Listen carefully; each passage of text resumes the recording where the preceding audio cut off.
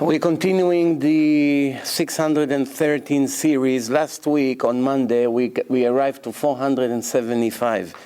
Mitzvah number 475. If you remember, the last mitzvah we spoke about was not to pursue and to request a person that owe you money to pay you the money once the 7th year started, which is the Shnat Shemitah. Every 7 years there's a year that you leave the field alone, you don't plow the ground, you don't put seeds, you don't cut the trees, you don't take the fruit, you leave it for the poor people to come and take whatever they want for 1 year. It's like a Shabbat. 1 year, every 7 years, 1 year, all the farmers leave everything, and that's called Shnat Shemitah. But the 6th year, Hashem promised that it will be double fruits, vegetables, whatever you need, double. But the 7th year, you have to let the land rest, which is physically, it's correct, because when you leave the land, if you plow all the time and you put seeds, the power of the land to grow a lot of fruit is going down and down. That's why you need to give the land the rest. After you give the rest, then it's like a person that works very hard and he has a day off. If he never has a day off, every day he works worse and worse and worse until he cannot do anymore. He needs a day off. Even the goyim, everywhere else, maybe it's not Shabbat, but it's a different day, but they take a day off. To work 7 days a week all your life, it's impossible. Same thing with the land. But here it's a different thing. Here we are talking about big test in confidence and faith in God. If a person comes to you a month before the year starts and say, I need $10,000 loan, and you have the money to help him, what is the chance that this poor guy is going to pay it back in a month? There's almost no chance. So by giving him a loan, you're basically giving him a gift. Because soon it's going to be a Shnat Shemitah in 1 month, and you're not going to be able to even call him or to go and knock on his door and say, where is my money? It's gone. It's a very big test in Emunah. But up to 2,000 years ago, the Jews were in a level that they trusted God and they gave loans. 2,000 years ago, all the rich people say to the poor, come back to me after the Shnat Shemitah, that I have 7 years to collect. If you come now, I won't be able to collect, I'm sorry. Take $100, leave me alone, you understand? So the poor people couldn't get a loan. So what happened is that there was an agreement that Hillel was the important Chacham, like Bet Shammai, Bet Hillel. So he made a special agreement that's called prosbol, that he doesn't owe you the money. You give him a loan, even a month or a week before Shemitah, no problem. He owes the Jewish court, the Beit Din. Jewish court, you have to pay them even in a Shnat Shemitah. He pays it to them and they give you the money. You understand? You make like a third party involved. It's a trick to go around it. Why he needed to do a trick? Because he saw that the poor people are struggling. Nobody wants to give them a loan. If they need a loan, they starve, they need food, Yom Tov, holiday, nobody wants. So he said, okay, you don't trust Hashem, trust the Beit Din. The Beit Din will pay you back.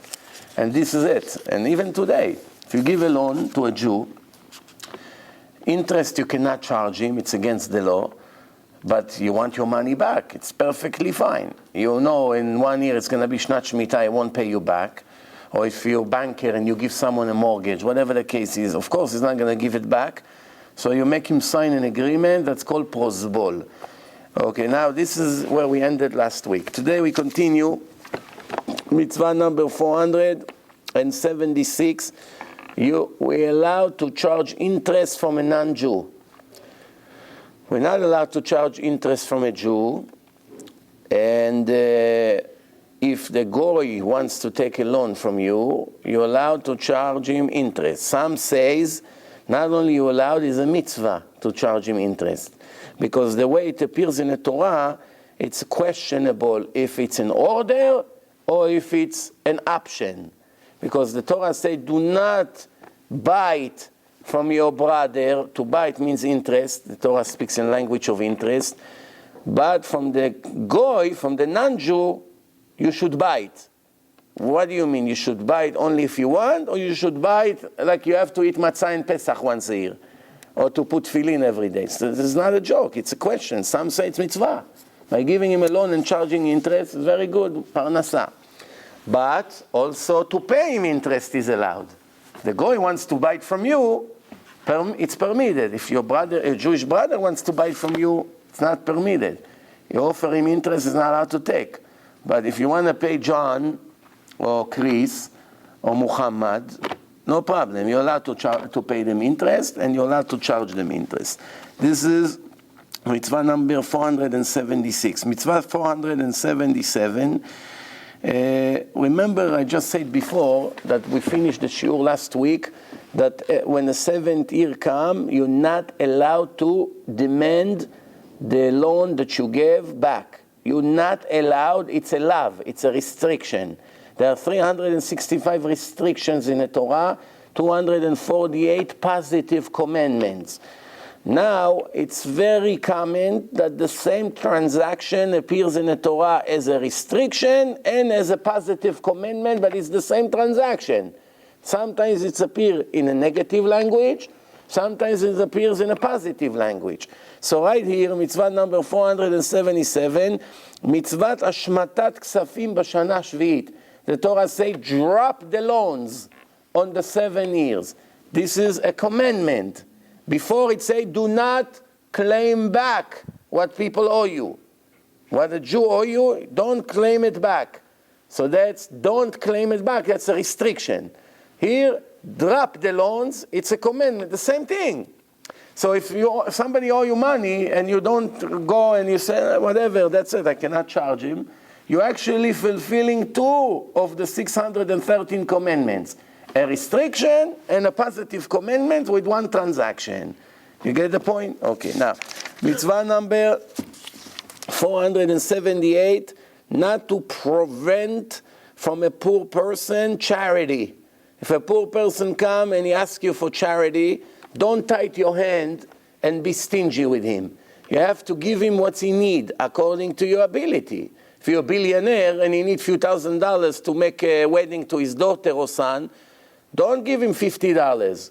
Tell him how much the whole wedding costs. $10,000, $20,000, let me give you the whole amount. What's the problem? You have $1 billion, what, you're going to take it to the grave? That's what happened today with these billionaires. First, they make you a face, not all of them. There's always an exception to the rule. How did you find me? Who gave you my telephone number? Like you came to kill him. Instead of begging you, thank you, oh, I'm so happy you came to me, I'm so honored. Thank you for holding me as a Baal Tzedakah, that you think I'm generous. By you coming to me, it's a great honor. No, these days are over. What's today? Who gave me your number? No, I'm not talking to you until you don't tell me who gave you your number. And in front of you, he called that person. Hey, Moshe, how many times I told you don't give rabbis my number? Oy lahem yom adin. These people don't know what's going to happen to them in the afterlife. When they realize that actually the only reason God gave them $1 billion to give it out, and this is the way they behave, they'll be very, very shocked when they see now what's going to happen to them. Now, we're not talking someone who himself hardly has enough to live. Someone like this, he gives $1, $5, fine. Hashem understand. But we are talking to the people who have a lot, and they give very little. So this is a warning from the Torah. Lo te'ametz et levavcha. Do not shrink your heart. Don't be tight. לא תקפוץ את ידך מאחיך האביון. Do not prevent help to your poor brother. You understand? Help him with smile, with generosity, with any way you can. One time a person came to me, I said that in one of the lectures, but it works to repeat this story. A person came to me, he's collecting money for his daughter, from Israel, for his daughter's wedding. How much is short? $5,000. In America, it's the flowers on 2 tables is already $5,000. He has a few $1,000s. He's short $5,000 now. For 2 weeks, he's going, collecting, and he didn't even pay the ticket. He gets a big embarrassment. So he comes to me. I'm not a Gvir, I'm not a Rothschild. Yeah? I try to give him $20. So he comes, but the interesting thing is, I say, come inside. Why are you standing outside? So he comes inside. What can I give you to eat? Here, drink orange juice, drink tea, coffee, something, you're hungry. He was very surprised. This is in the #1 chesed city in the world, Monsey. or number 2, but in the top. It's on the top of the list. So he was very surprised, which means up to now nobody offered him to come in, to see, to eat, to drink. He was very surprised. And I was very surprised that he's surprised. For me it was, so he's like, come, sit, we eat, I give him some fruit, take some with you. He said to me, you revived me. You saved me. I said, well, you're embarrassing me. I gave you only 20. I feel bad now. He said, no, it's not the money. The attention, the pleasant feeling you gave me, you just gave me strength to continue. I was already broken. This is exactly what the Torah said. The Torah said when you help the poor by giving him money, here, take and go, you get 6 blessings. If you smile to him, give him an apple, something, piece of bread, I don't know what, it's double to 11. Just double. Just by giving him a smile. So the behaving of a person counts big time in Shamayim, in heaven. It's not how you give. It's not how much you gave, not always how much you gave, it's how you also gave it. You gave it with a smile, or you really feel honored and lucky, or no? That's the question. So, that was mitzvah 478. Mitzvah number 479, it's the general commandment of charity. Charity, tzedakah. What does it mean? I'm not talking 10%. 10%, every person, every Jew who has income, whatever his income is, he has to take away 10% from his net income, not gross income. Sometimes a person make $1 million gross, in the end he's only left with 100,000 net.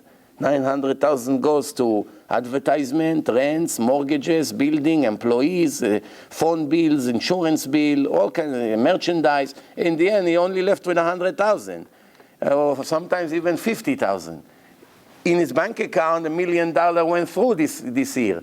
In the end, he brought home $50,000. A taxi driver makes more money than him in his whole factory, whatever he has. It's very common. It's a very common thing. A lot of noise. It's called iske avir in Hebrew, air businesses, air. It's all baloney, like the Indian bread. You ever saw an Indian bread? Go ever to an Indian restaurant, kosher if there is. Tell them, I want Indian bread. They bring you a balloon, looks like a very big bread. Take your finger, make a hole. A steam comes out, and the bread becomes like a little gum. You know those round gums? If you put it together, this is what it is. One bite, it's over, $3. Oh. It looks big. This is the difference between a Jew to an Indian. What's the difference? A Jew means Yehudi. Yud, Hey, Vav, Daled, Yud. Hodi is almost the same. Yehudi, Hodi. What's the difference? Yud, the little dot. You have the Yud, the name of Hashem. In you, you're a Jew. You take it away, you become Hodi. That's the difference between real bread and an Indian bread. Inside is all empty, outside is very nice and shiny and puffy. So this is it. So mitzvah of tzedakah, I'm not talking 10%. 10% is mitzvah of maaser, to give 10%. I'm talking now tzedakah. Every person that needs, you hear, and you give it. Now, it's an obligation to give tzedakah besimcha v'tuv levav, with happiness, with good heart, to everyone who needs, and help him in any way we can. Tzedakah, it's not only money. He needs a table. You have an extra table in your garage. Come, take it for free. Sometimes people are so foolish, mamash so foolish. They're very wealthy. They have something in a garage 5 years, they don't need. And somebody needs it now. Oh, I saw in your garage, you have this, whatever. Okay, I can sell it to you. What, $20? Fool! You give it to him, it's kind of a very big thing in China. You took $20, he counts zero. Zero. Not tzedakah, nothing. It's not tzedakah, it's business. You sold it for cheap, fine. Why do you need this? All these little things, just give it out. Everything he calculates. Tell you how I got saved one time because of a person like this. Somewhere in Monsey, there's a litigation lawyer, very big rasha. Very, very big rasha with a yarmulke on his head. There are some like this. Very big Rasha. How do you know he's Rasha? He's a criminal lawyer in a Goyish court. Cannot be tzaddik. Somebody like this cannot be a part of the minyan, even if he has a beard and a yarmulke. Cannot count him as 10 of the minyan, because he's betraying God every minute of his life. His whole job is a lie.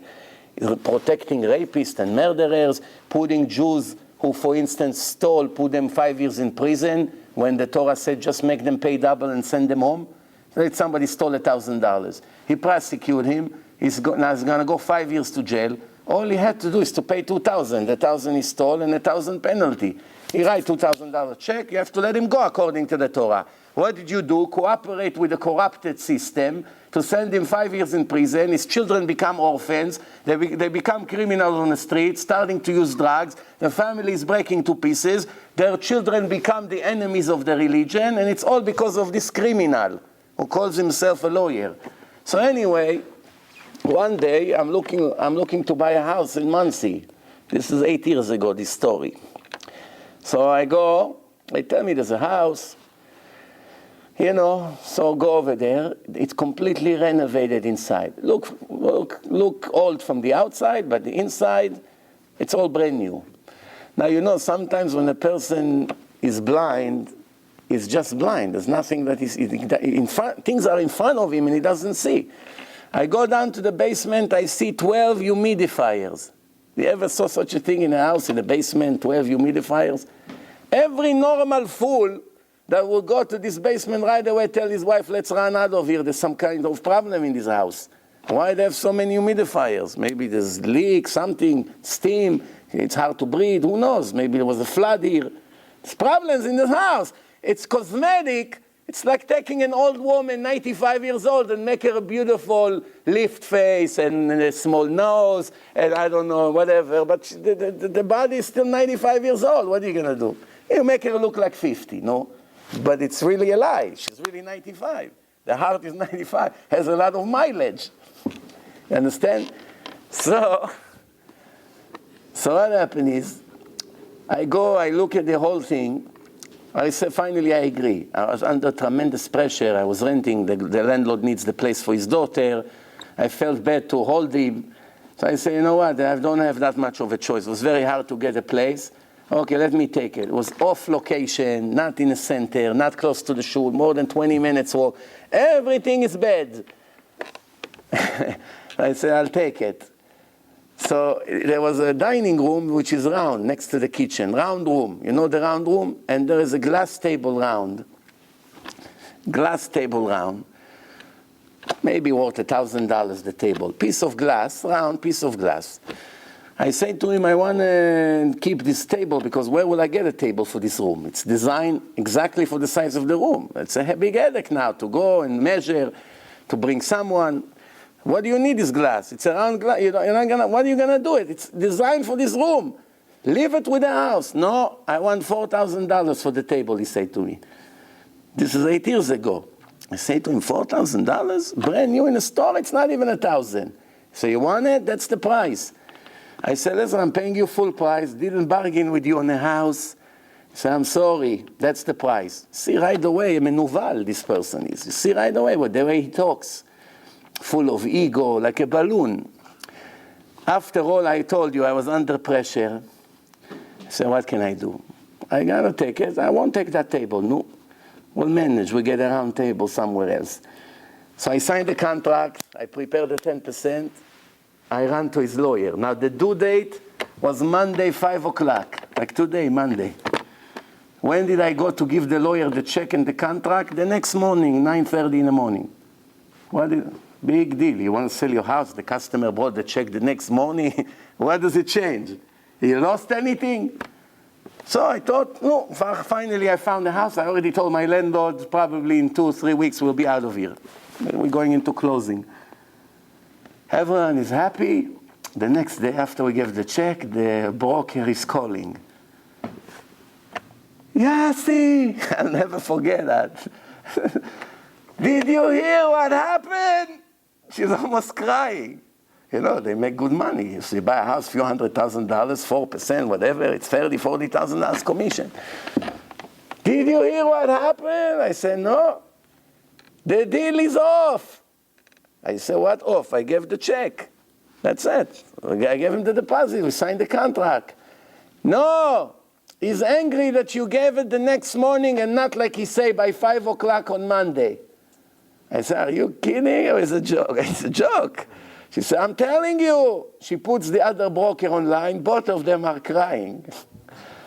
But me, I'm in a very big embarrassment now. I already told the landlord I'm leaving this. They call him up, begging him to sell the house. No, you did not fulfill my condition. The deal is off. I said to myself, wow, what? I said, okay, Hashem, you're probably saving me here from something. What happened? A few days later, she said to me, you know what? You're not going to believe what happened. There's a big house. I know you won't want it, because she told me, I told her I don't want anything bombastic. She told me, I know you don't want a big house, but what do you care? Somebody put $75,000 deposit on this house, and he changed his mind. He was selling his house, he didn't sell it, he doesn't have the money, and it's a non-refundable deposit. The builder built the house for him, so it's non-refundable. He gave it, they already used it. So you have an opportunity to get that house almost the same price like that garbage house that you're about to buy. 40 years old house, all rotten with leaks. This is a brand new house, they're just finishing to build it. And the best location in the center of Monsey on the hill, the best location, almost the same price, maybe 2-3% different on the price. And this guy is still stuck with his house until today. He has another house in Brooklyn, he couldn't sell it. And guess what? I have a friend who lives across the street who has a shul in his house. Sephardic minyan. What did he do? He sent him a letter, I'm reporting you to the authorities. And you're going to have to pay taxes like all of us in the block. Crooks like you make other people may pay more taxes. He sued him in court. I'm telling you, Rasha, I know what I'm saying. Rasha, big Rasha. Big Rasha, standing with a Siddur. What is he coming to shul for? I don't understand. So, he got all the neighbors in the block, all of them against this poor guy. And in the end, one woman came and she gave such a speech in front of the judge. Everything turned around. The judge started to scream against this Rasha, this lawyer Rasha. Shame on you. What do you care? A person has a synagogue in his house. Why your eyes? The judge all of a sudden became religious. In the end, you should see, the person who told me the story, Motzei Shabbat, told me you should see his face. Probably first time he lost a case in court, because he's a killer in court. He's a killer with no mercy. So you should see how the judge sent him like a dog, the tail between his eyes. So this is it. This is the difference between being nice and being worse than the Satan. You understand? If you're planning to stay like this and pretend that you're religious, what's the point? What's the point? Okay, anyway, we move on. So giving tzedakah has to be with a smile, with a good heart, without bad comments. Okay, I'm giving you, but don't bother me until next year. You almost lost the entire mitzvah. Sometimes people say, okay, I'll give you now money, but please, until next January, don't bother me, okay?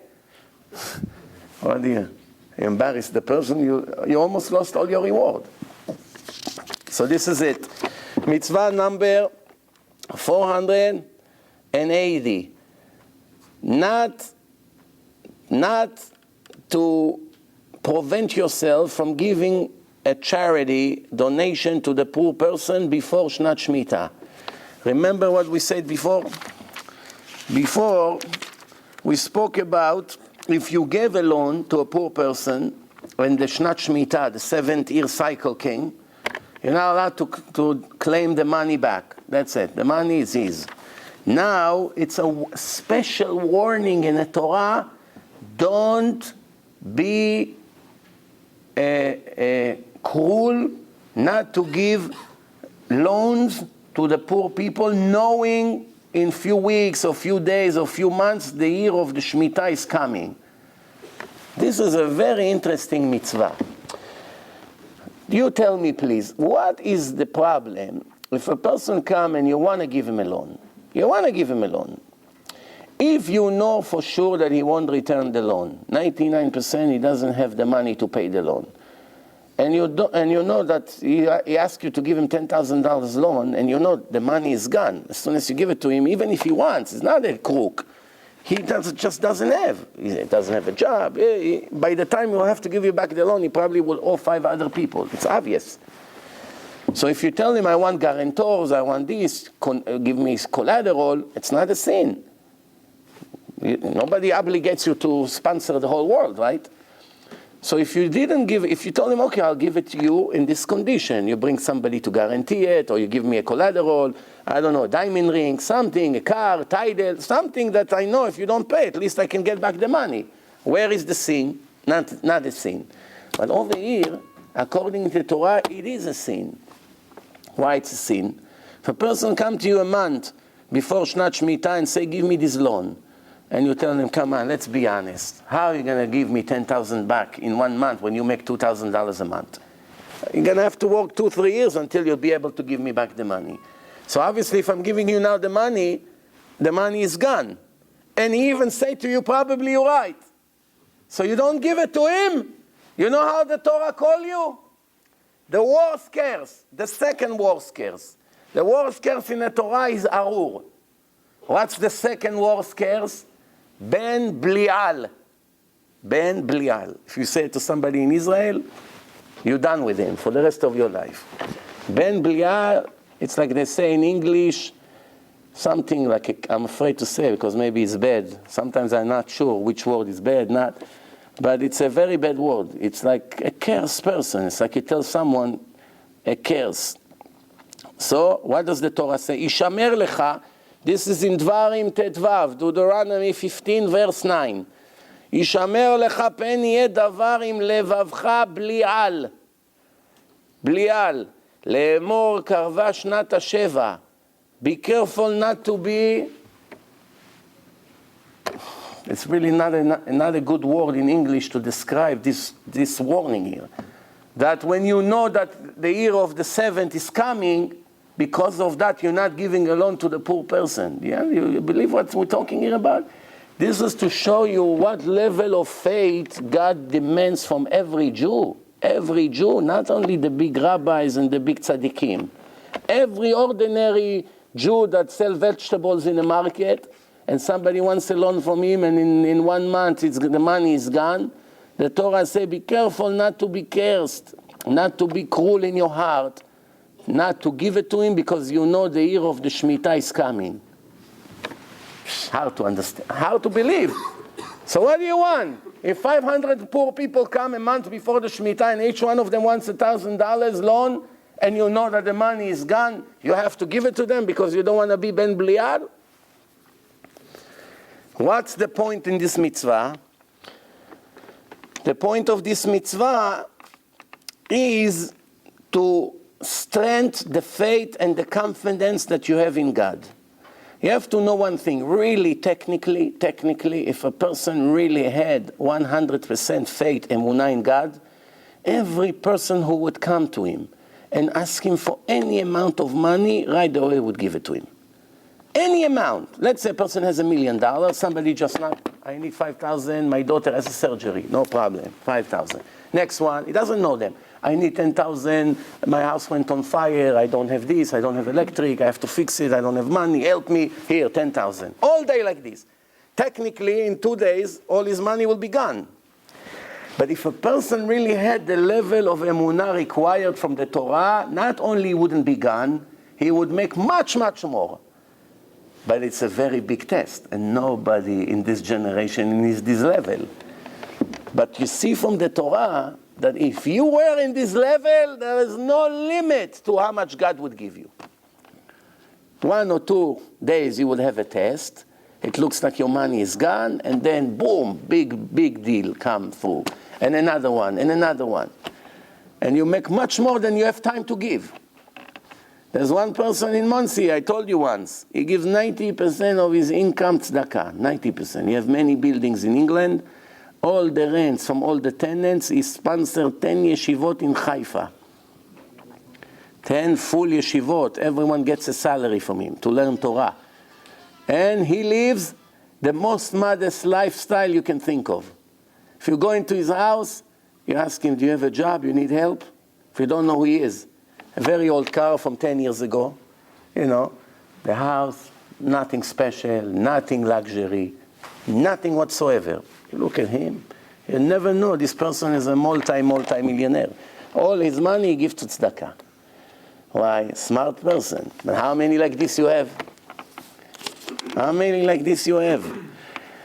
So, mitzvah number 481, not to send an Hebrew slave without a pension when he finishes 6 years of work. He worked for you 6 years, he was sold because he stole. He couldn't pay back what he stole. So they sold him in the market. With the money that you bought him, they give it to the person who he stole the money from. Right? Not like today. He goes to jail and the person who lost his money gets nothing. Why does it help me now? You put him in jail. Give me back at least half of the money, something. What is it good for me that you took the thief and put him in jail, that he's going to come out much bigger thief and a murderer? Does it help the person who lost the money? No. But in a time the Torah says, no, you put him to sell, you sell him in a market. Whatever money is there, you give it to the person that he stole the money from. So at least the person who got it, right? Or person who got it, at least something came out of it, out of the punishment. You pay him back some of the money. So once he worked for you for 6 years, now you have to send him. You don't send him with nothing. You give him a suitcase with some clothes, things, money, food, whatever he needs. Maybe a horse, something to start his life. Right? This is what the Torah says. V'chi teshalchenu chofshi. When you set him free, don't send him empty-handed. What do you have to give him? You have to go to the oral Torah and tell you what's the minimum requirements. But the idea is clear. Don't send him empty-handed. Mitzvah number 482. Mitzvah to give things to the Hebrew slaves when he leaves. Same thing. What did I just say? Don't send him empty-handed is a restriction. Give him things, it's a positive commandment, one transaction, 2 mitzvot. Negative, positive. See how many times it repeats in the Torah? Really, if you look at them, you don't really have 613 commandments. Maybe 400. I don't know, I have to calculate. Take all the sacrifices off, maybe 50 mitzvot you have left in today's world. And some of them once a year. Pesach, once a year. Arbat Aminim, once a year. Sukkah, once a year. Shavuot, once a year. Some mitzvot, it comes once a year. Right? Shnat Shemitah, once every 7 years. For the farmers, doesn't even apply to every Jew. Mainly to the farmers and to the vegetable people. Okay, so this is mitzvah number 482. 483, not to use holy animals. Animals that you dedicated to the holy temple, to give a donation to the temple, and then the next day you change your mind, you want to use it. You have a cow, you say, this cow is holy, I'm giving it to Bet HaMikdash. And then the next day, you wanted to plow the ground, so you take the cow, you connect it to the plow, and you use it in a field. So what did you do? Tonight you give it to the Bet HaMikdash. What's the big deal? What is it like? Imagine this, you have a car, and you say, this car belongs to the synagogue. That's my gift to the yeshiva. From the minute you say it, it's not your car anymore. You say, okay, let me drive it 5 more minutes, and then I'll give it to the yeshiva. You need permission from the rabbi in the yeshiva to use the car. Even if he doesn't know he owns the car, the yeshiva. He doesn't know. It's his already. זכים לו לאדם שלא בפניו. If your friend is looking to buy something, and he's not there, and they put it on the street, and you say, this is for Reuven. You pick it up, that belongs to Reuven Cohen. That's his, גמרנו. Somebody take it, is a thief. It's interesting. So what's going on here? If you use an animal that was dedicated to Bet HaMikdash, that's called Moel BaKodashim, which means you are dishonest with the property of God.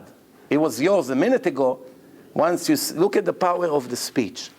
A person come to a woman and say, "Areat mekudeshet li," no man can touch her finger ever again.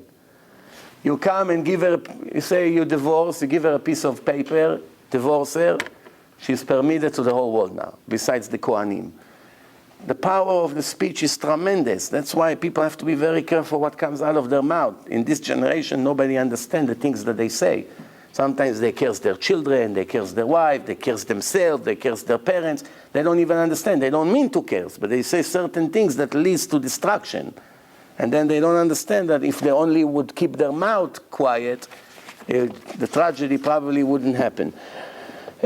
Mitzvah number 484, not to cut the wool of the animals that you dedicated to Bet HaMikdash. The animals that are holy, before it says not to use it for your benefits. Now it says, you say, okay, I won't use the animal, so the animal won't get tired, the animal won't get weaker. So, okay, but the wool, what's the difference? Wool is regrowing. Maybe the Torah meant not to use the energy, the muscles of the animals, because the more you use it, the less the animal worth. Because it's like people. People who are in sport, right?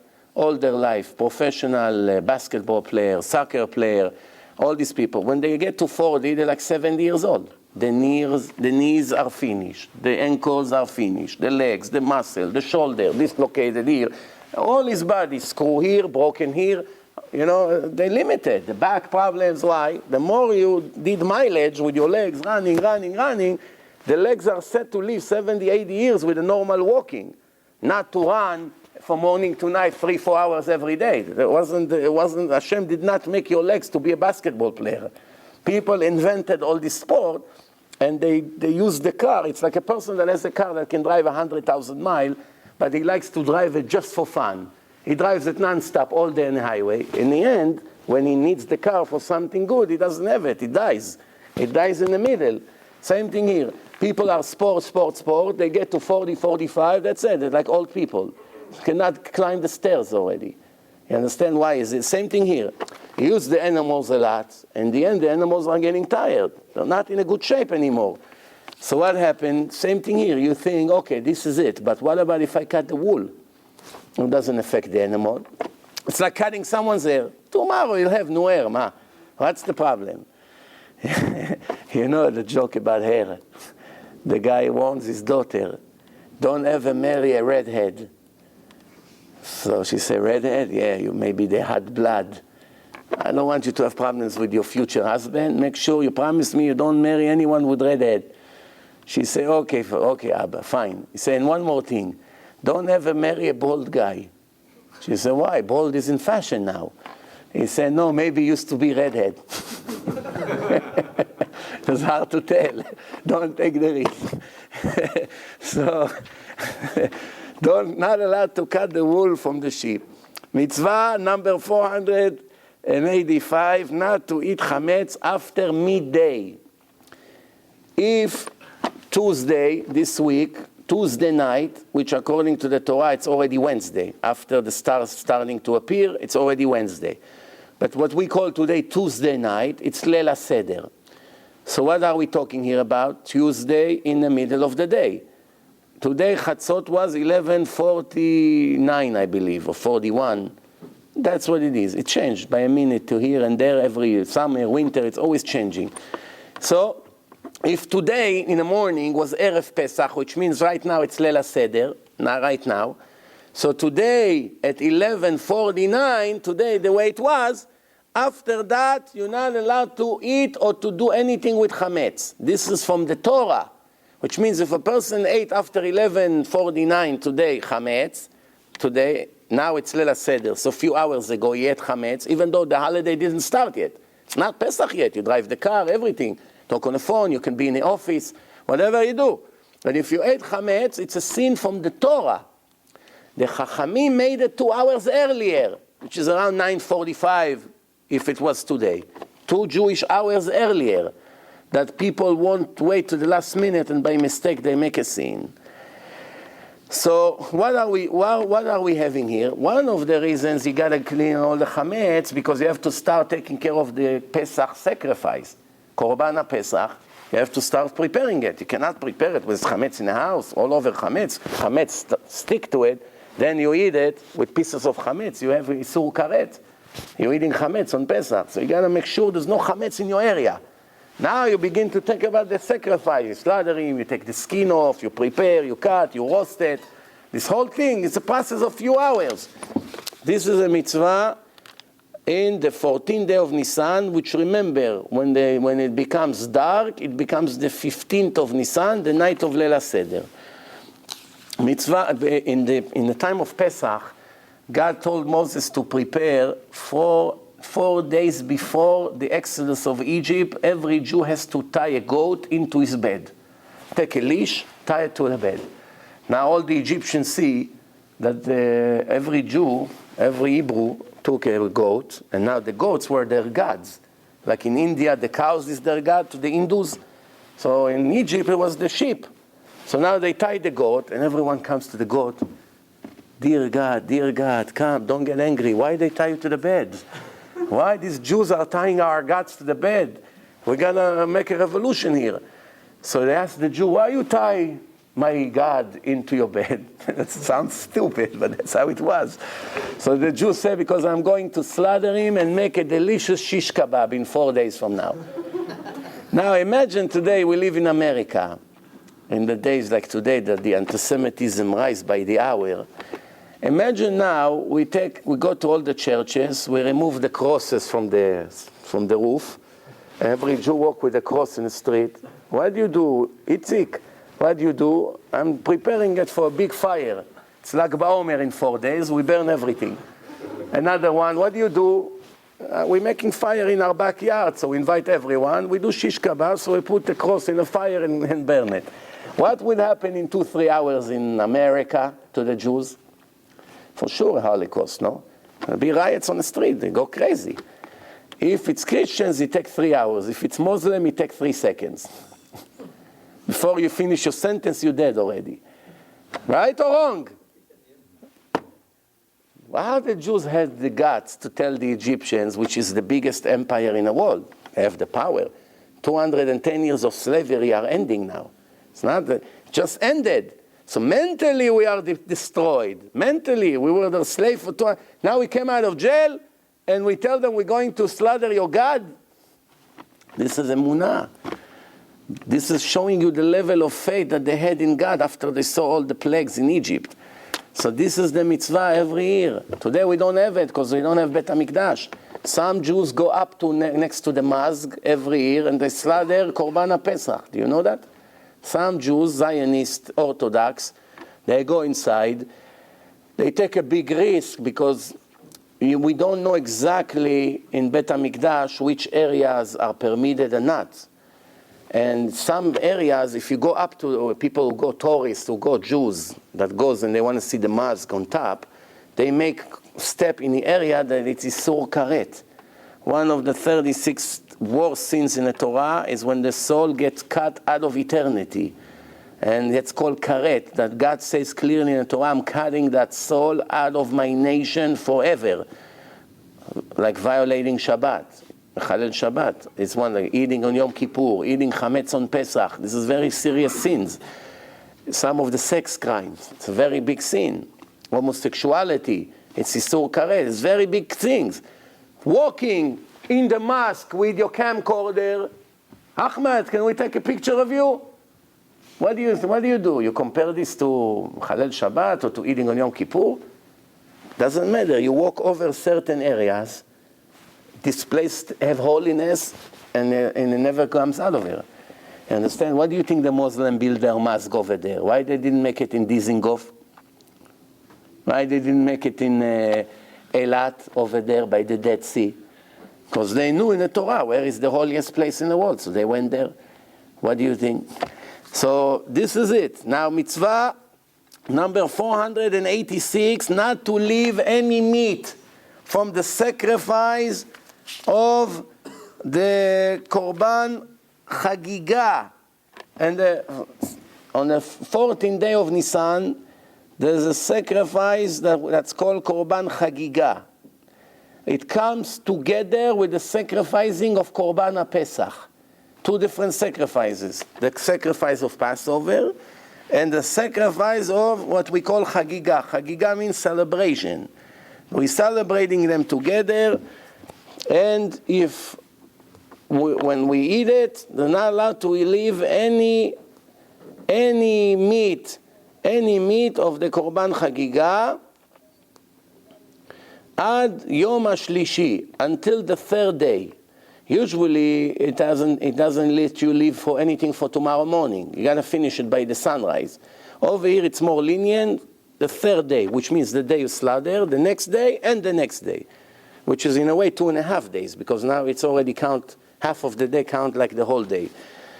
Mitzvah number 487, not to sacrifice the sacrifice of Passover on a stage. You build a stage, you bring a stage, you make and you want to sacrifice it, you put the woods, you make the fire, and you make a big hole, you make a shape of an oven, and you want to roast the entire lamb over there. You want to do it on a stage by yourself. Not allowed.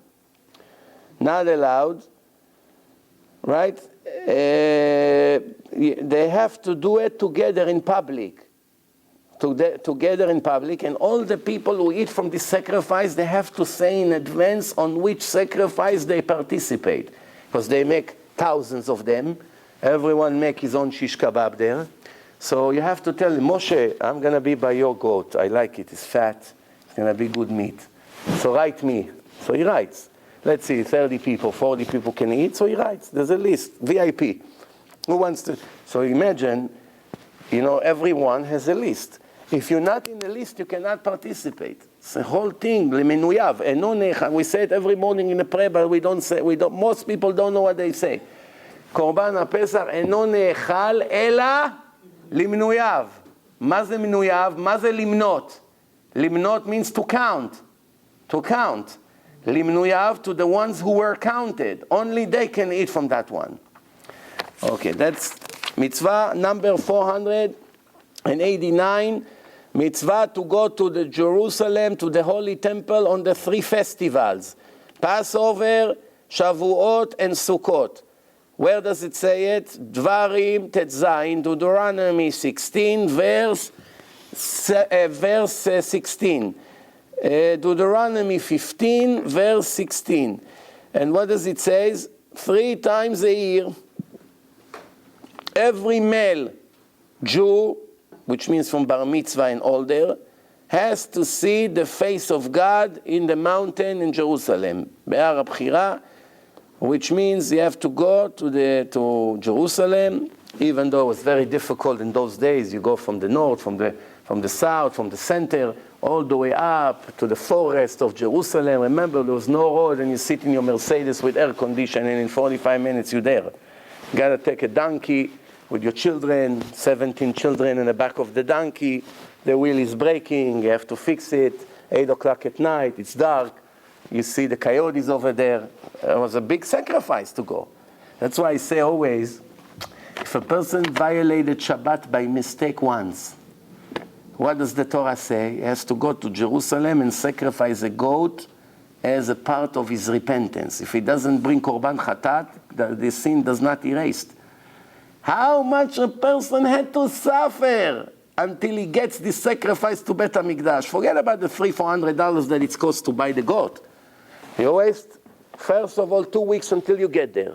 2 weeks to come back, a month you're out of your job. For sure, you get fired. If it's your business, you're bankrupt. You don't see a wife. Your children don't, you have Chevruta, someone you learn Torah, you miss it. You have to go to Jerusalem, stand all day online, all the sinners. This is not intentional. Not intentional. Not people today drive the car, smoke cigarette, phone, television. This kind is execution by stoning, has no share to the world to come. They cannot bring a sacrifice. They bring 1,000,000 sacrifices, the sin is not erased. Unless if they make real tshuva, and hopefully Hashem will forgive them.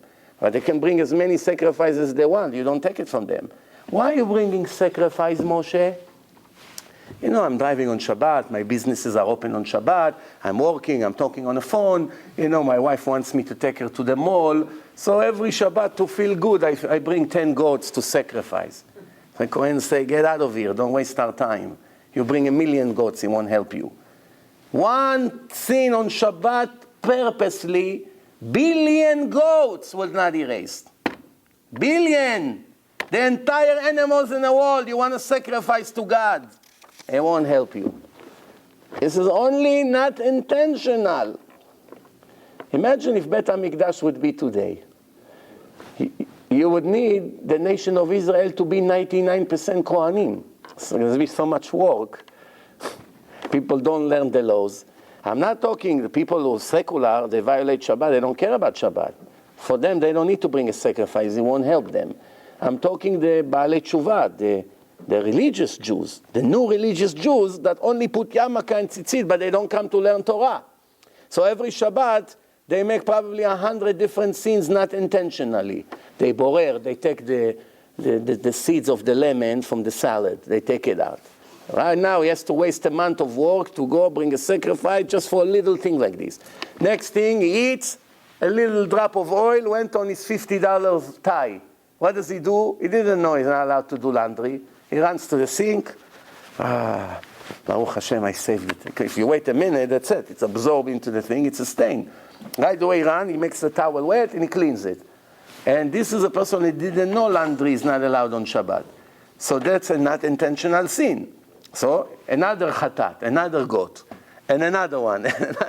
You need to own the whole world just for one Shabbat because you don't learn Torah.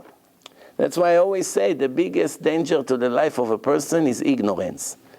A person cook poison for himself every minute of his life, not knowing he's going to be forced to eat it. What do you think? It's reality. It's like a person say, my brother died. How did he die? He drank poison. But it's not fair, Rabbi.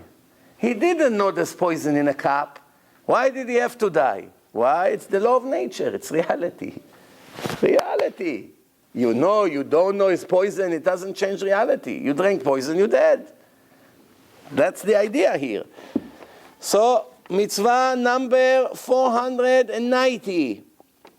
490, not to go to Jerusalem without the sacrifice that we have with us to sacrifice. If we go there on the holidays, it's called Korban Re'iyah. Re'iyah means when you come to see God, which means the miracles of the temple of Jerusalem in the time when he was there, you don't come empty-handed. Lo yera'u panai rekam. Don't come to me with empty hands. So it's very interesting because there's a little hint here. When Hashem said to every Jew, when you come to see me, in our days, when a person goes to see Hashem, only when he dies. The Torah says, Lo irani adam v'chai. Person cannot see me and stay alive. But when a person dies, everybody see God. Right? שנאמר לפניו יכרעו כל יורדי עפר. Everyone who goes to the grave, bow down in front of God. The Zohar say everyone see the light before they died, and there are many people who died and came back to life, and they all reported that light. So everyone see God before they die. So when you see God, make sure you didn't come to him empty-handed. You have full of Torah and mitzvot. If you come, what did you brought? What did you bring?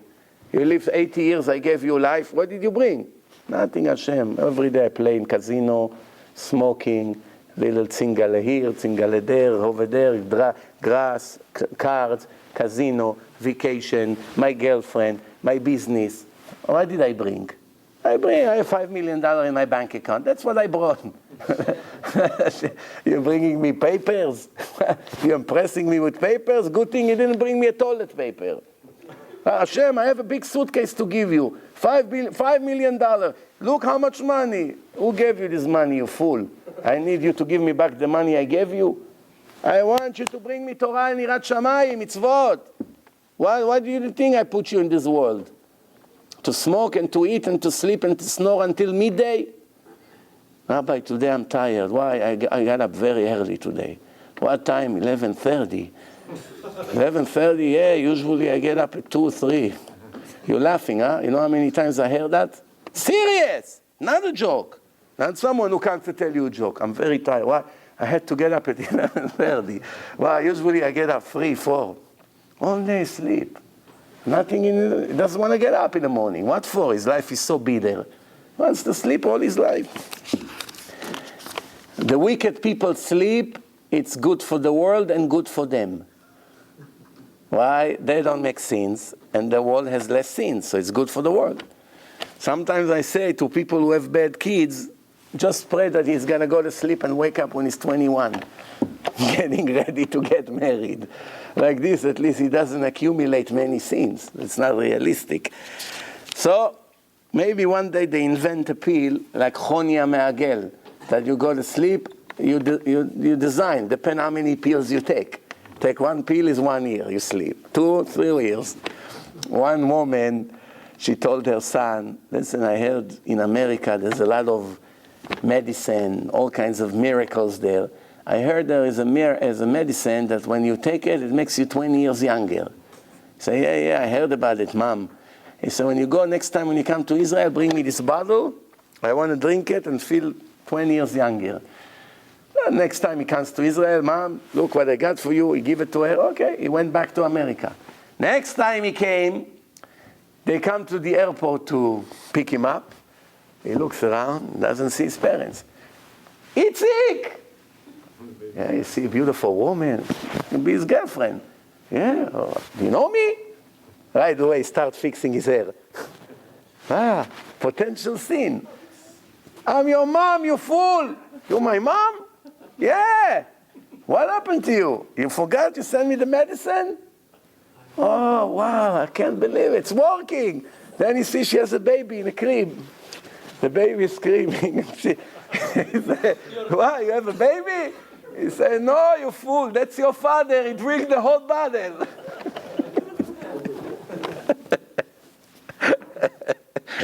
That's one of the best jokes ever. Your father drank the whole bottle. He went back to 1 year old. Anyway, time is running out. We have 7, 8 more minutes. Let's try to do a few more mitzvot. So, mitzvah number 491, the mitzvah to nominate judges and police in every city of Israel. Not like today, NYPD, that they steal your drugs and then they go and sell it behind your back. Not this kind of cops. Cops that have fear from God, they came, they do it for the mitzvah. Not because they want to have control on the highway. Excuse me, sir, you know how much you are driving? Now I'm going to play with this guy. He thinks, wow, look at me, I'm the master here. Well, whatever he wants, he can do with you. So in Hebrew it's called Eved Ki Imloch. It's a slave who just became a king. It's the biggest danger. Someone was always a king. It can be good, it can be bad. Someone who was a slave and you just made him a king, forget about it. If you go to Israel, in the city hall, there's all kinds of people, officers, clerks. Some of them, they just got the job recently. They were cleaning the street. They got promoted. So now they put them and they say, bring me this, bring me that. They send you back and forth. They see you, nice suit, nice tie, you builder. They're only clerks. They enjoy to make your life miserable. Why? Out of jealousy, anger, that you are a millionaire and they are clerks working for $1,000 a month. So it kills them. So I said, this document is not good. You have to bring this. What do you mean? I was here yesterday. You told me to bring this. It's a mistake. They never let you get what you need, right? It's also here, in a motor vehicle. Go to the motor vehicle and see. Bring me phone bill, bring me this, bring me that, go back, do this, not good. That's called Eved Ki Imloch, a slave that became a king. So, nominating judges. Now, which judges? Judges who went to Harvard Law School? Or which other good law schools do you have?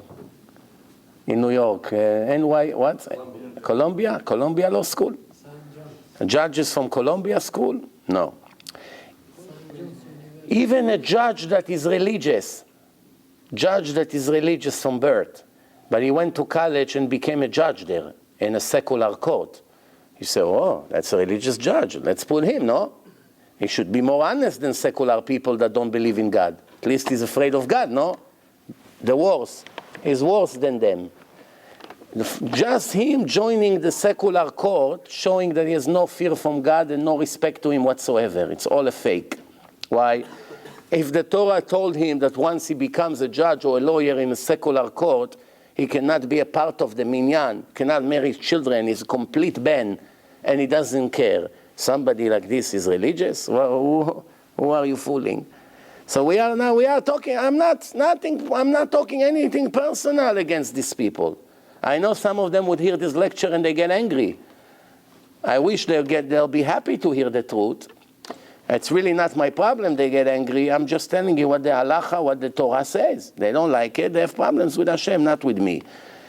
Any Jew that you know who wants to go to law school to become a criminal lawyer or a judge, you have to do everything you can to save them from that. It's really wasting their life. It's no permission whatsoever. If he wants to be a real estate lawyer, fine. Business lawyer, fine. There's different kinds of lawyers, no problem. It doesn't contradict the Torah. Torah didn't say you cannot do business by building, sale, company, partnership, joint venture, stock market, no problem. Accounting, this, it's all legit, fine, as long as you're honest. But there are certain things you cannot be. You cannot be a religious man and you're a hairstylist for women all day, touching married women. Rabbi, but I'm talented. God gave me this gift. What are you fooling? He believes it. That's the sad part. He really believes it. You see the innocence coming out of his eyes. God gave me this talent. All day I'm making all kinds of haircuts for women, color their hair, this, that. This is modesty. A son of God touching married women all day and all night. Hashem yerachem aleinu. All right, let's move on. Mitzvah number 492. We're getting to 500, Bezrat Hashem. Not to plant a tree inside the area of the temple, on the mountain where the mosque is today. That's where Bet HaMikdash used to be. You're not allowed to plant any tree. Why? You want to make some beautiful tree around. What's the problem? Because it looks like the god of the idols worshippers. It was very common in a time when the Torah was given that people was worshipping trees all over the world. Don't ask me how. I still try to figure out how people were so stupid to plant a tree and bow down to the tree and to believe this is their connection to God. It's hard to understand. No, Christmas tree is not idol worshipping. It's something symbolic from Christianity. By the way, you should know that Christianity added more holidays hundreds of years after it started. The December 25th has nothing to do with JC. It's not his birthday, it's not his birth, not New Year's Eve, it's not the New Year. This is holiday that started 200 to 300 years after Christianity was already a religion. You understand? It wasn't in the beginning of Christianity, in the first 200-300 years, there was no Christmas. And there was no New Year's Eve. One day somebody made it up and they bought the deal. Somebody made it up. They saw the Jews have a New Year, right? So they said, we're going to make ourselves a New Year. No, let's pick up a date. Russian roulette. Turn it. Turn it, Chris. He turns it around. The ball fell January 1st. All right. That's the birthday of JC, whatever it is. You know, okay, now we need another holiday. So they needed some holidays. So they made it up. I always told you, you know, I know that in the debate that I had with the priest, I was answering him based on the New Testament. But the real truth is, and you'll be a little bit shocked, that there was really no JC in history. It's a myth. It never happened. There was no person like this. There's not even one proof that this person ever lived. Everything you hear is baloney, Baba Maise's story that started 70 to 300 years after he died, according to their story. He never lived. But they claim there was somebody like this that did this and this and this, and now somebody made it up that he's the Son of God and everything. Nobody ever saw who he is. How can you believe that somebody like this existed when there's no proof? Nobody knows. Now I know what you want to ask. You say it's in a Gemara, it's speaking about him, right? That's your question? No, baloney. If you read this Gemara carefully, many people don't know it, even religious people. The JC that the Gemara speak about, somebody by the name Yeshua, lived 200 years different than what they claim. 200 years difference on a date. It wasn't him. No matter how you look, there's no evidence whatsoever that this person ever lived. Everything is somebody made up a story and the world followed it. So if we don't even know if he existed or not, how can we celebrate his birthday? Imagine I come to you and say, you know, my grandfather had a father that had a father that had a father that had a father that was walking on water. And you are foolish enough to buy that nonsense. Say, really? That makes you a holy person. Come, let me kiss your hand. Come. Our grandfather was walking on water. Can I be your friend? Tell me what to do. You be my rabbi. Okay, let me bring my two brothers. Let me bring my friend. Let me bring my neighbor. Next thing, he preached to a group of homeless people. Next thing, all of a sudden, they begin to write. This happened. It's like a comedy. What invention we will make today about our hero JC? I have an idea. Let's say that he took a piece of bread and fed 500 people. Wow, that's very good. How are we going to write it? No, write it like this. How do I know that that's how it happens? Read the story. You see how many human errors you have over there. A similar story in the Tanakh, that some prophets fed... I actually saw criticizers of the New Testament that they show some of the story are copy from different culture, that they have the same exact story about somebody else. But we didn't come here to waste our time with this. This is just like by the way. So that's why we're not allowed to plant any trees, because this is where the idol worshiper used to do in their temples. The temples of their idols, they used to plant trees. So we are not allowed in the whole area where the altar is and the inside of Bet HaMikdash, we're not allowed to put trees. Mitzvah number 493, not to make any tombstone in any area that would become an idol worshipping area, which means, you know, they make like a building bricks. You put bricks with, you bring pieces of rocks or something, and you create some kind of an image, you know, and or you make like a stage and you put it on top of the stage, and everyone comes. I'm not talking like September 11. They make all the names of the dead people. That's not what we're talking about. That's a memorial thing. We're talking things that were used in their time for idol worshipping. So making this matzeva, Hashem write in the Torah, in Deuteronomy 16, verse 22, Lo takim lecha matzeva asher saneh Hashem Elokecha. Don't dare to make this tombstone that your God hates. You understand? So we don't want to play with fire. The idols worshiper used to make it and come all around it. That used to be a very common thing. So the Torah says, don't even create it, that it doesn't even look like what they are doing, these despicable idols worshippers. And you may say, God, you know I didn't build it to worship any idol. I built it because I want to put a statue of my friend who died in a war. I want to put a picture of him, whatever, to draw something. This is why I did it. It doesn't matter. As soon as you make that, it's already a sin. It doesn't really apply today, this mitzvah. So, mitzvah number 494, not to sacrifice any defected sacrifice when the defect is temporary. Some of the defects is from birth, stays forever. Sometimes it's a month, and then it's going to go away, right? So even if it's a temporary defect, right, you're not allowed to bring it as a sacrifice, because the sacrifice has to be complete. A Kohen that has a defect in his body from birth, temporary, whatever, cannot serve in a temple. It's not his fault. Doesn't matter. Nobody blames him. A lefty. Did you know lefty Kohen cannot serve in Bet HaMikdash? Many people say, oh, the Chafetz Chaim and Mashiach come, when in his time, they say, who's going to be the Kohen Gadol? Chafetz Chaim was a Kohen, the most righteous person in the world 100 years ago. So who's going to be? So everybody say, Chafetz Chaim. None of them thought that Chafetz Chaim cannot be. He was a lefty. Lefty doesn't write Sefer Torah and Mezuzot also. Some people say, lefty is unique. Yeah, maybe there's some unique things about them. But it's not a privilege. It's better to be righty, not lefty. It's a confusion with the tefillin. They have to put it on the right side when the heart is not there. So if it was possible to take the heart for 5 minutes or an hour, put it here, fine. But you cannot move the heart. So what they have to do, they have to put it on the right side and then to remove it to the left side after the prayer. Say it again and say Shema again, because it has to be on the heart also. You understand? So it creates some confusion. Anyway, we move on. Mitzvah number 495, to hear to the orders of the big Jewish court. Bet Din Agadol.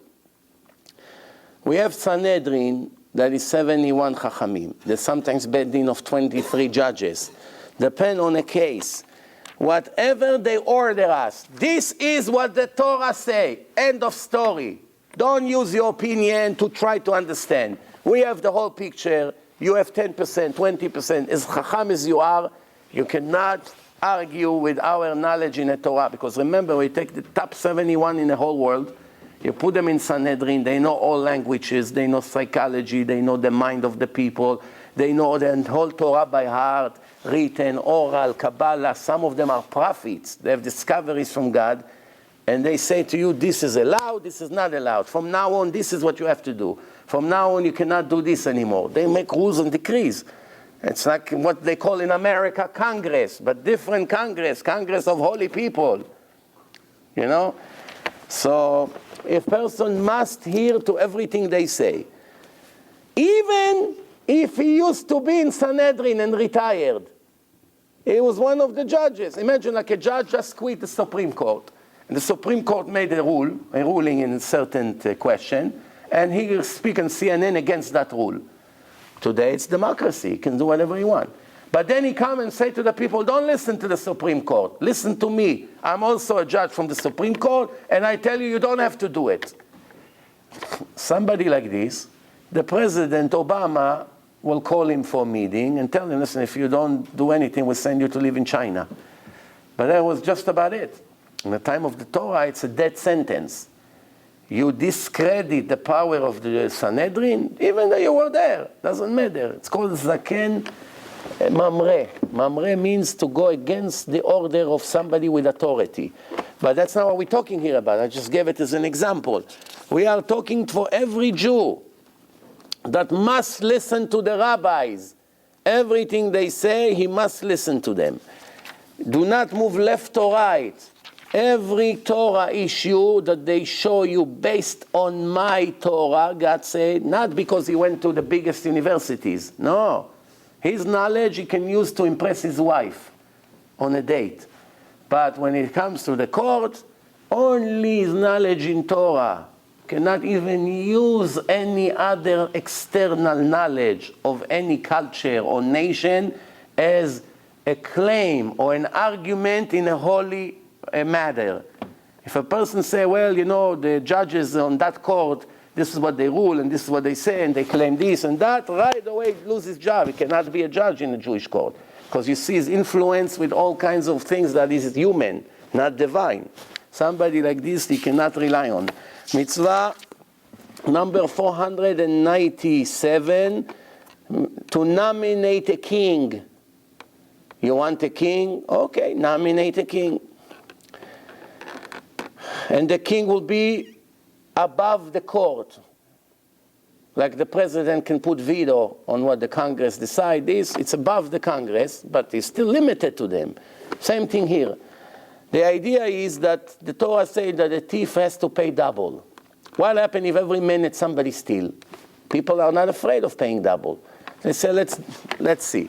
For every time we steal 10 times, maybe one time we get caught. Right? So let me go. I robbed this bank, $100,000. They didn't catch me. Then I robbed another bank, another 100,000. After 10 times they caught me, so now they found that I stole 100,000, so I have to pay 200,000. Very good deal, no? So what's going to be the solution? The king can make a declaration. The next thief that will be caught stealing, I'll chop his head off. It's against the Torah. The king is above the Jewish court. It's called Leman Yiru V'Yirau, to influence everyone to stop stealing. He gives a warning, they caught somebody, come, finish, end of story. You know, one time, in the time of Ben Ish Chai, say that story that a thief got caught and they're about to kill him. The king wants to kill him. And he said to the king, don't kill me because I have a big secret. I have a discovery that nobody in the world knows yet that will make you the richest person in the world. If you kill me, I'll take this secret with me to the grave. So the king said to him, no, tell me the secret. He said, I only give you the secret if you promise me you don't kill me, you give me another chance. So let me first hear it. If it's really, like you said, discovery, fine. So he says to him, I know how to take a seed of a fruit and plant it in the ground, and in the same day to make the tree grow with fruits on it, instead of waiting 3 years. Right away, you put an orange tree comes out in a few hours. The king say, come on, what is this nonsense? Say, don't believe me? Bring all the people, all your advisors tomorrow morning, and I'll show it to you. If I'm lying, you kill me. What do you have to lose? King is very curious. Okay, tomorrow morning. Everyone came, all the important people. Maybe they even sold tickets. So now the king say, okay. So the guy comes, the Jew, he say, look, you see the seed? We are about to put it in, and we see in a few hours we're going to have 3, and all of us will drink orange juice here. So the king say, okay, no, do it. He said, no, there's one condition. This is only somebody that his hands is clean from stealing can plant it in the ground. Anyone who ever stole in his life, if he put it in the ground, nothing will happen. Since I stole, as you all know, so I cannot plant it in the ground. But you, the assistant of the king, please, John, come, you, I give you the honor. You'll be the first person in history that they made that magic. So this guy, John, came and said, Your Majesty, I have to confess, when I was 6 years old, my father sent me to buy him some fish in the market. There was a quarter change, and I bought myself a gun without permission. Is that stealing? Yeah, that's stealing. So I guess I cannot do it. Okay, you, come, you. One time I hit somebody's donkey and I ran away with my horse. I didn't leave a note, so I caused him a damage. I guess it's also not fair. Bottom line, everyone he called. So, okay, king, you're the only one who can do it, I guess. Come, you. So the king said to him, I got you. You got us good this time. So you want to kill me about something that all your advisors is guilty of? That's called Chaim ve'amavet beyad halashon. The Ben Ish Chai brought this story. Life and death depend on the tongue, what comes out of your mouth. So, nominating a king. Once there is a king, there's many rules how you have to behave with him. You cannot insult him, you cannot interfere with his words. He comes into the room, you have to rise. Of course, we know many of these rules, even today, people understand. Right? And who nominated the king? The prophet. Like Samuel, he went and he nominated King David. When King Shaul was the king, so Hashem sent Shmuel the prophet. Right? So the Torah say king and not queen. Queen, yeah, can be the wife of the king. You're a queen. Don't worry, you have enough jewelry. Don't worry. But to be the queen, to rule the place, you cannot. Which means, according to the Torah, you cannot be a president of the United States a woman. United States it can be, no problem. But I'm saying in the Torah, if a woman is very, very talented, she cannot be the king. Why? Discrimination? No. Why is it? Because Hashem knows the nature of women, how they react in times of pressure. When soldiers are dying, there's decision of millions of people, life and death to take. The women's psychology is different than the men's psychology. I know today many of the men is like women. I know that. Don't worry, they won't become the king. The prophet won't nominate them. You understand? That's one of the reasons why you don't sell women to a war with weapon. They can help in many other things. They can be clerks, they can cook, they can be doctors. In the base, everything fine, no problem. Can make double salary, no problem. To go in a war, it's not for women. You know why? You capture her, she's in prison. They begin to destroyed her emotionally.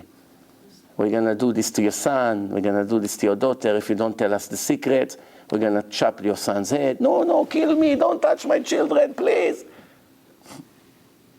She won't be able to tolerate it. It's not a negative thing. It's because they are in a very emotional and they have much more strong feelings. It will be very easy to use this for the enemy's benefits. That's why the Torah says she cannot be the king. She can be many things. She cannot be the king. She can be a prophet, which is sometimes more important than a king. Prophet is sending the messenger of God, like Dvorah. Where the name Debbie came from? Debbie, Deborah, Debbie, Devorah. Where it comes from? You see this Goya in Manhattan dancing on a bar. What's your name, Debbie? She only knew who she named after. She wouldn't even answer. She'll make up another name from the embarrassment.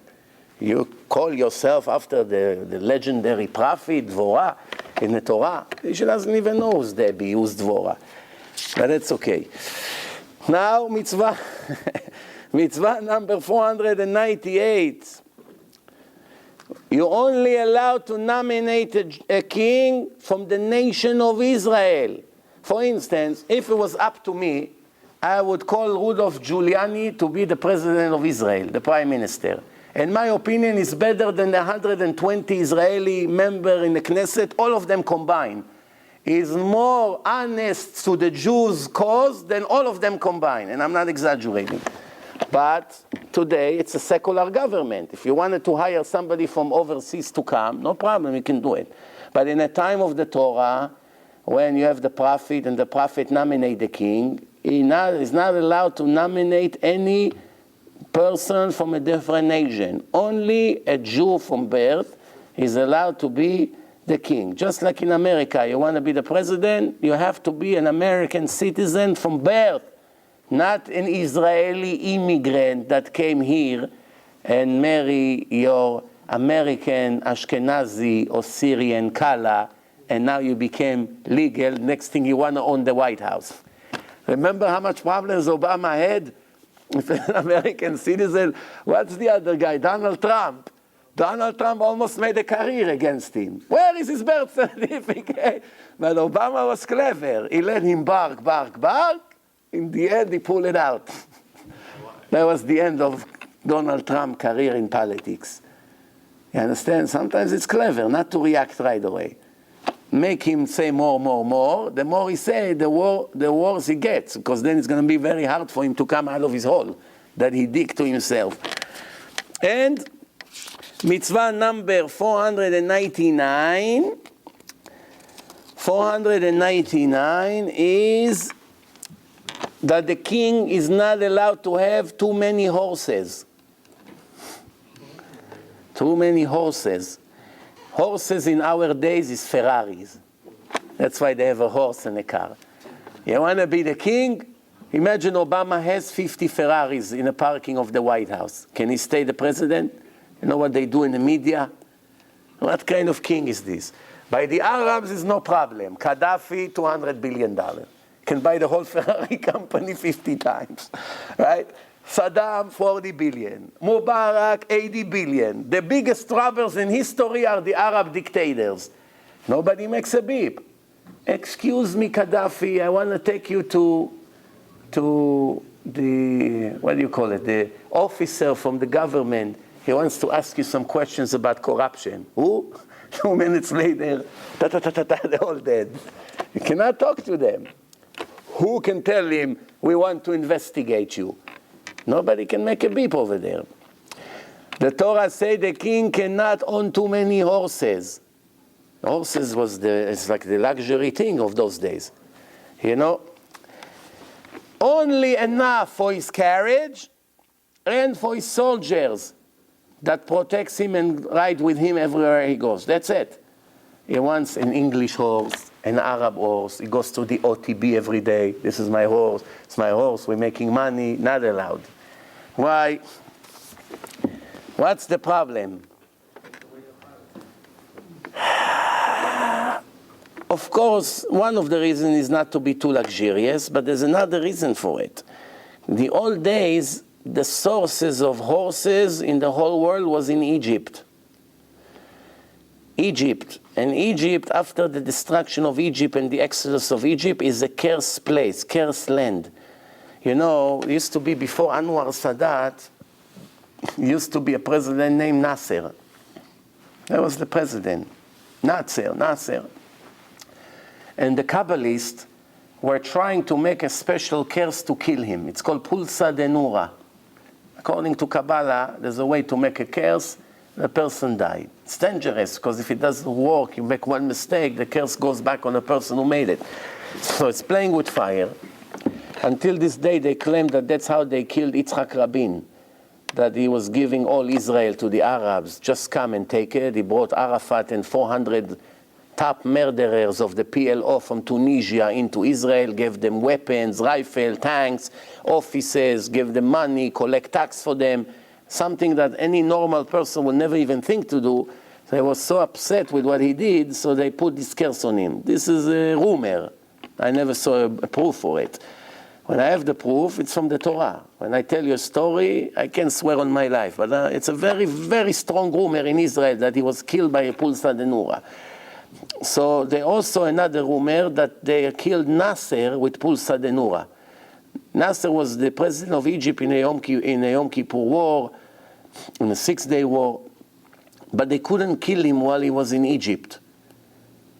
They told him, no, Rabbi, well, he's still alive. What's happening? He said, it's not going to work when he stands on the land of Egypt. Only when he comes out of Egypt, he will die.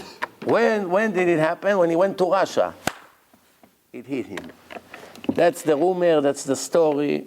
Only Hashem knows if it's true or not. It's very logical. I won't be surprised if it's true, because this is how it works. So, one of the reasons you want horses, you become addicted, like the people who change cars every week, 15 cars in a driveway, like Tyson. He had, I think, 60 cars. One time he drove in Midtown Tunnel with his Ferrari, 100 miles an hour. The police called him. So he told the policeman, do me a favor, let's make a deal. Take my Ferrari as a gift, let me go, don't give me a ticket. Don't take my license. But it's a source of problem. The Torah said, don't start with this.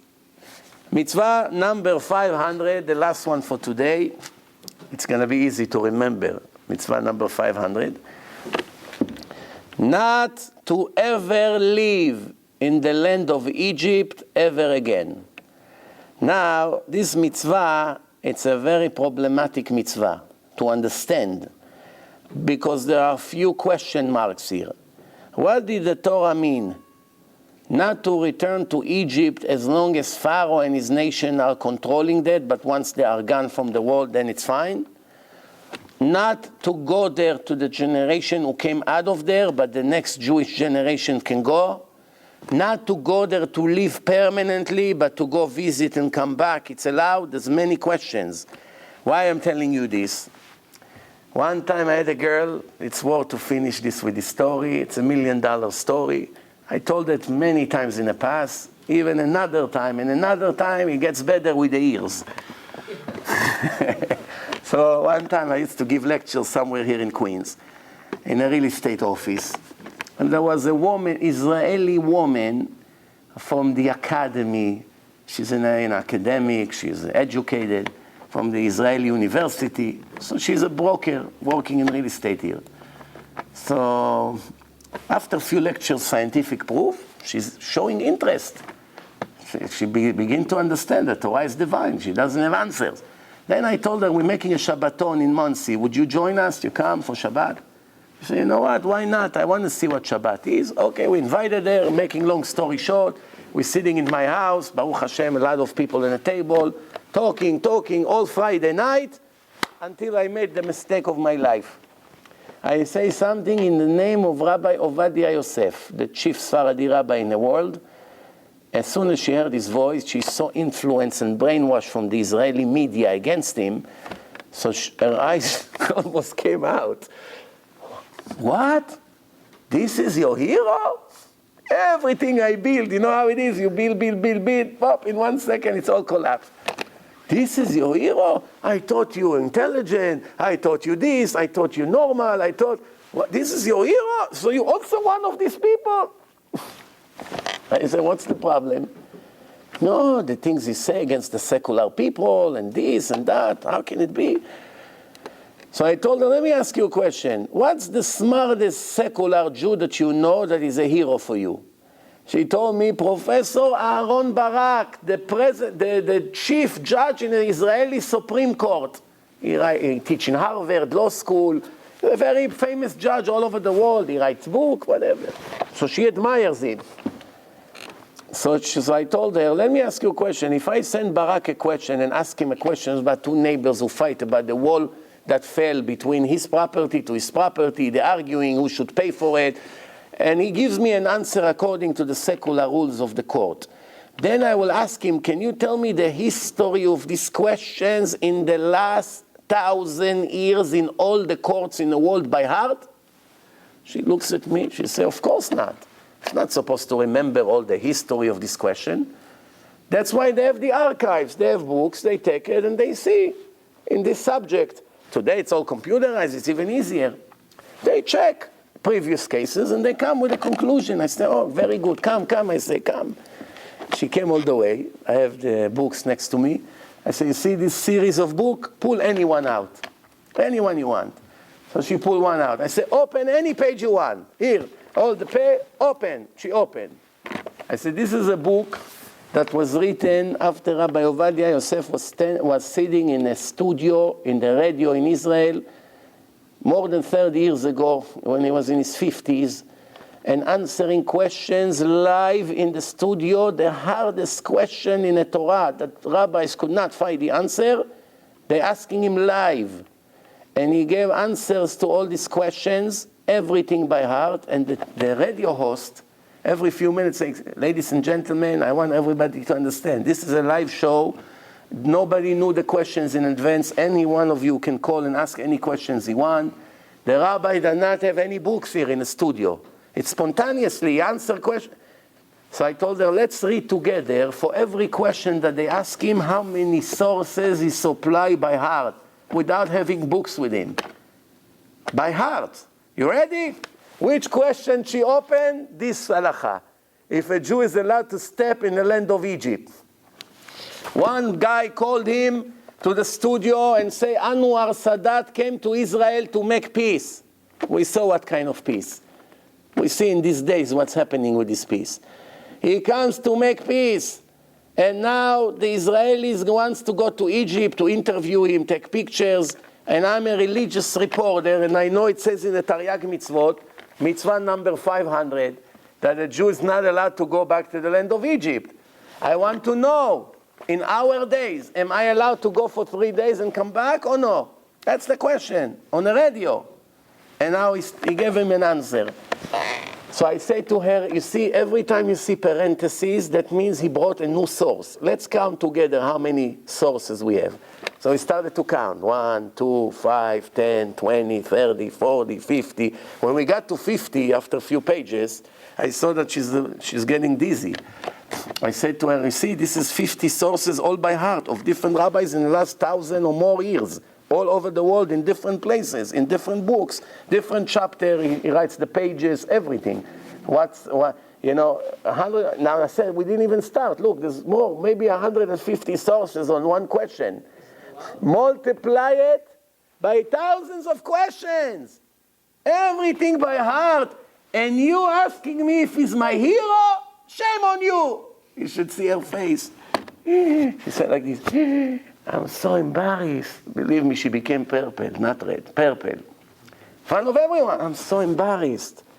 I didn't know he's so big and huge. How come all the time negative, in the media negative? Welcome to the phony world. Today she's a secretary of a rabbi in Monsey. Sometimes I go to do shopping for Shabbat. I see her in the parking with all her little religious kids, and I'm smiling to myself. I say, who knows if I wouldn't pull this answer that second, where she would be today. Because she was ready, believe me, if one wouldn't be Shabbat, she'd get in a car and leave. That's how disgusted she was. But after that shocking answer, she'll never forget that, that's for sure. So this is this mitzvah. The conclusion is, if a Jew wants to go and come back from Egypt quickly, he's allowed. It's a question if he's allowed to live there. Everybody asks how the Rambam lived there. The Rambam was the doctor of the king.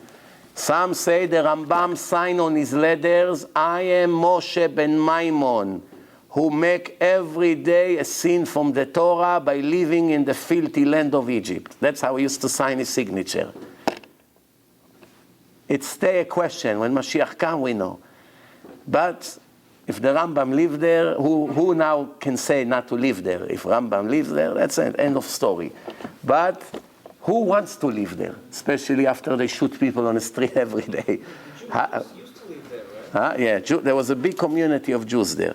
I want you to know one thing. Rabbi Ovadia Yosef has a photographic memory. He was the chief rabbi in Egypt before Israel became even a state.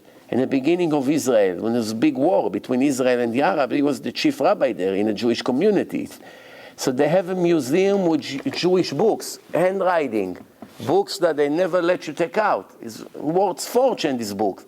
It's old rabbi from 1,000 years ago they wrote. It's all in handwriting. He used to go every day to the library, reading half of the book, going home and writing everything from memory. Come the next day, read the other half of the book, going home, write it from memory. He brought this book to Israel and they printed them. Based on what he was seeing in the museum, you cannot take it out. But he was going every day and go home and copy everything from memory. You understand who we're talking here about? They made a joke in Israel about him. Rabbi, they say about you that you know the entire Torah by heart. Is it true? So he said, no, they exaggerated. It's only half I know. I said, Rabbi, which half? He said, whichever one you want. We'll see you next month. Next Monday, I'm coming directly from the airport, from Miami to here. If I'm a few minutes late, I'm landing an hour and a half before the lecture. It's plenty of time to come from Kennedy to here. I just hope there's no delay. I should be here on time. Next Monday, 8:30. Thank you.